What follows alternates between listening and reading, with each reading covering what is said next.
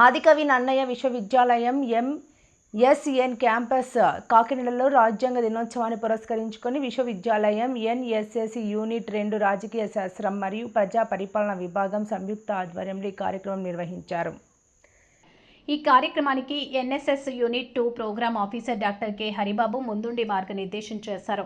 ముందుగా కార్యక్రమానికి క్యాంపస్లోని రాజ్యాంగం శిల్పి డాక్టర్ బిఆర్ అంబేద్కర్ విగ్రహానికి ప్రిన్సిపల్ ప్రొఫెసర్ ఎస్ ప్రశాంతి శ్రీతో పాటు అధ్యాపకులు, విద్యార్థులు పుష్పాంజలి ఘటించారు. అనంతరం ఆమె రాజ్యాంగ దినోత్సవ ప్రాధాన్యత, ప్రజాస్వామ్య విలువలు, విద్యార్థులు మరియు పౌరుల బాధ్యతలపై విశ్లేషణాత్మక ప్రసంగం అందించారు. మధ్యాహ్నం రాజకీయ శాస్త్ర విభాగం డాక్టర్ జోసెఫ్ స్టెఫెన్ రాజ్యాంగ నిర్మాణ చరిత్ర, రూపకల్పన ప్రక్రియ, రాజ్యాంగం అందిస్తున్న హక్కులు, బాధ్యతలపై విద్యార్థులకు పవర్ పాయింట్ ప్రెజెంటేషన్ ద్వారా అవగాహన కల్పించారు.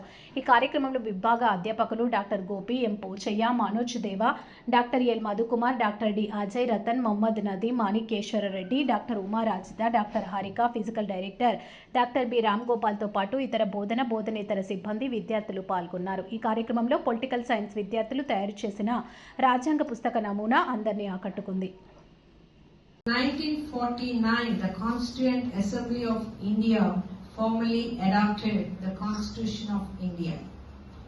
Came it effective on 26th January 1950.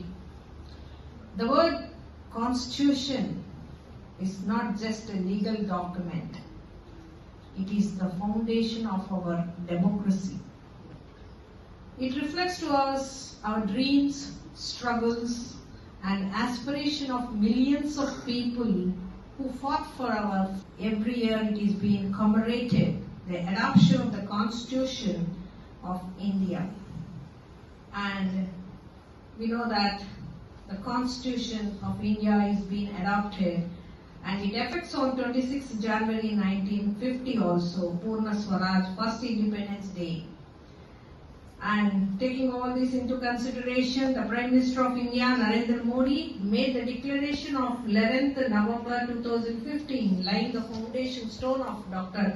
B.R. Ambedkar Statue for Equality, memorable in Mumbai. Please, my dear students, conducting, celebrating is a part of responsibility of the teachers. మనం దాన్ని మన individual గా ఎలా ఉపయోగపడుతుందనే చూడాలి.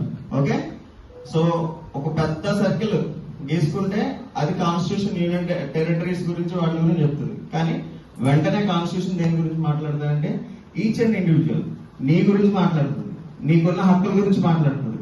ఓకే, నువ్వు చేయాల్సిన పనుల గురించి మాట్లాడుతుంది, నువ్వు ఏ దిశలో వెళ్ళాలో మాట్లాడుతుంది. అట్లాంటి విషయాలు మనం కాన్స్టిట్యూషన్ లోనే నేర్చుకుంటాం.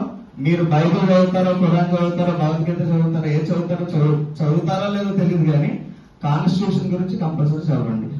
దాంట్లో మనకు పొందుపరుచున్న విషయాలు చదవండి. యాజ్ ఎ సిటిజన్ మనం కంపల్సరీ చేయాల్సిన విషయం.